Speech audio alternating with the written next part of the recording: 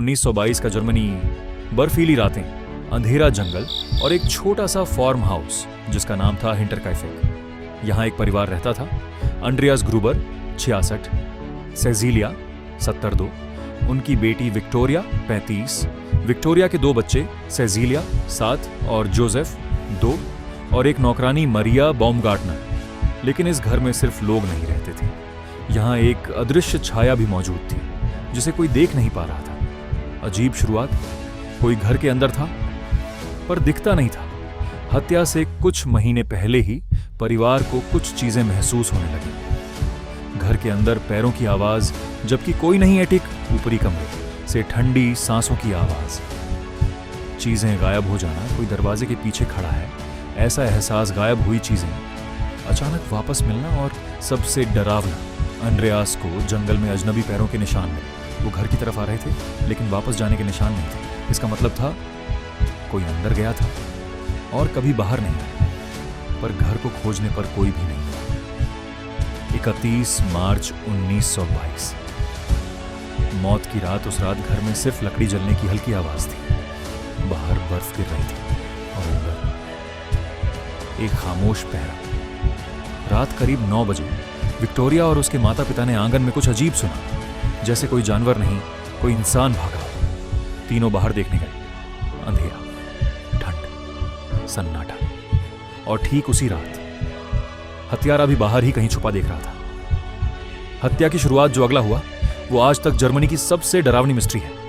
किसी ने एक भारी हथियार, मैटॉक, कुल्हाड़ी जैसा, लेकर परिवार को एक एक करके मार डाला। सबसे पहले अंड्रियास, सेजिलिया, दादी, विक्टोरिया, तीनों को खलिहान बार्न में बुलाया गया और वहीं सिर कुचला गया।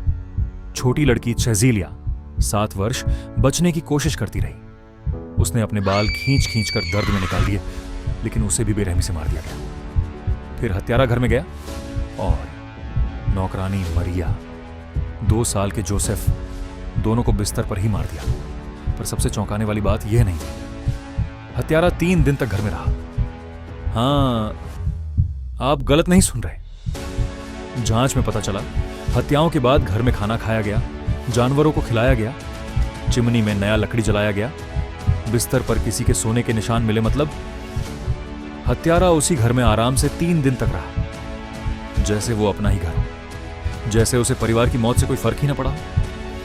अजीब सुराग जो आज तक रहस्य है। एक, चाबी का गायब होना। मारने से पहले ही घर की एक चाबी चोरी हुई थी, यानी किसी के पास घर में आने का रास्ता पहले से था। 2, कुत्ता जिंदा मिला पर डर से कांप रहा था। कुत्ता बच गया था पर उसकी हालत देखकर लगा जैसे उसने कोई भयानक चीज देखी हो। 3, हत्यारे ने सबको लाइन बनाकर मारा। ऐसा लगता है हत्यारा परिवार को एक एक करके खलिहान में फंसाता गया। यह बेहद अजीब है क्योंकि कोई शोर क्यों नहीं हुआ। 4, किसी के रहने के सबूत। हत्यारे ने खाना खाया, दूध पिया, जानवरों को खिलाया, खेत में आग जलाई। यह किसी सामान्य हत्यारे का काम नहीं। 5, मोटिव, उद्देश्य। आज तक नहीं मिला। न चोरी हुई, न पैसे लिए गए, न घर में कुछ तोड़ा गया। मतलब मारने वाला किसी निजी कारण से आया था। सस्पेक्ट इतने, पर अपराधी कोई नहीं। विक्टोरिया का पति, लोग कहते हैं वो मरा नहीं था और वो बदला लेने आया था।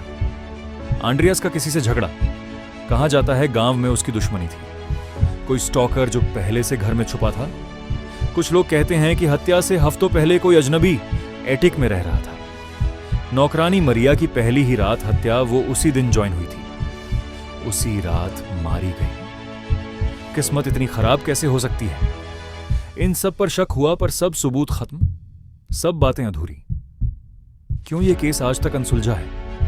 क्योंकि कोई हथियार नहीं मिला, कोई उंगलियों के निशान नहीं, कोई गवाह नहीं, कोई चोरी नहीं, कोई शक की दिशा नहीं। जैसे हत्यारा किसी अंधेरी छाया की तरह आया और बिना निशान छोड़े गायब हो गया। आज का हाल फार्म हाउस अब नहीं है।